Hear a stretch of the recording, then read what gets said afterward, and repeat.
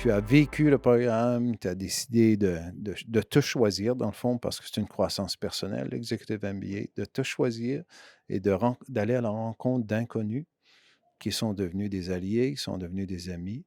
Qu'est-ce que tu as appris dans ton EMBA? Qu'est-ce que ça t'a apporté?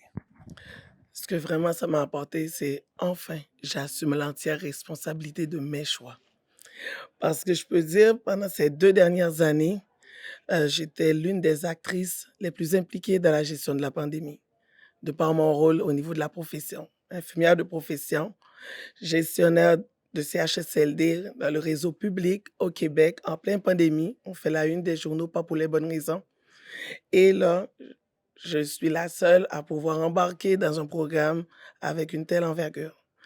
Donc l'entière responsabilité que ça a développé chez moi, c'est de faire des meilleurs choix, de savoir dire non et aussi quand on dit oui, on s'engage jusqu'au bout, entièrement. Donc j'ai découvert vraiment des belles relations avec d'autres personnes qui sont dans d'autres milieux. J'ai pu aussi ouvert mes horizons de leader. Et être leader dans le milieu de la santé nous a toujours mis dans un environnement strict, mais là, je suis capable d'avoir des perspectives plus larges, pas uniquement offrir un soin, mais c'est aussi offrir une expérience, même si on vient malade dans notre système. Donc, c'est ça. Puis je te dis merci. C'est vraiment la reconnaissance de la vie. Donc, merci. Ma chère Barbara, quand même, il y a beaucoup de travaux, il y a énormément de lectures. Est-ce que tu as quand même l'impression que tout ça a passé tellement vite? Oui, parce que ce sont des lectures qui sont actuelles.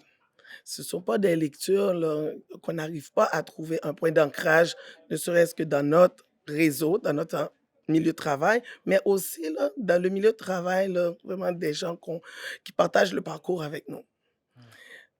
Oui, les travaux, mais on s'entraide. C'est vrai que ça, on développe une autre famille.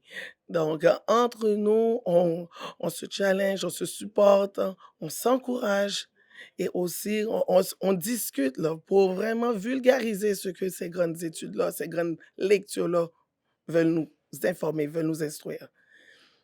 Vraiment, ce n'est pas une perte de temps, c'est de l'enrichissement. Comme je l'ai dit, c'est un enrichissement qui nous oblige à se dépasser aussi personnellement. Ma chère Barbara, une dernière question. Souvent, on pense à faire un programme comme l'Executive MBA pendant plusieurs années. On y réfléchit parce que c'est pour se nourrir soi-même. On y réfléchit. Puis ensuite, on doute. On y réfléchit. Ah, je suis trop occupé. On y réfléchit. Je suis trop occupé. Et finalement, on décide d'aller de l'avant. Qu'est-ce que tu aurais à dire à quelqu'un qui serait une Barbara Nelson du futur, qui nous écoute peut-être présentement et qui dit: Ah, moi aussi, ça me tente, mais qu'est-ce que tu aurais à dire à cette personne? Vas-y, fonce. Il n'y aura pas d'autre opportunité. L'opportunité, c'est aujourd'hui et maintenant. Même si on est dans un domaine purement santé, comme être infirmière. Ça ne se mélange pas être infirmière et penser dans un milieu d'affaires.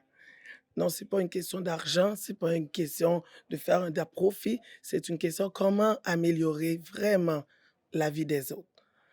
Au-delà vraiment des bénéfices collatéraux, qu'on parle de profit, mais on peut voir ça sous tous les angles.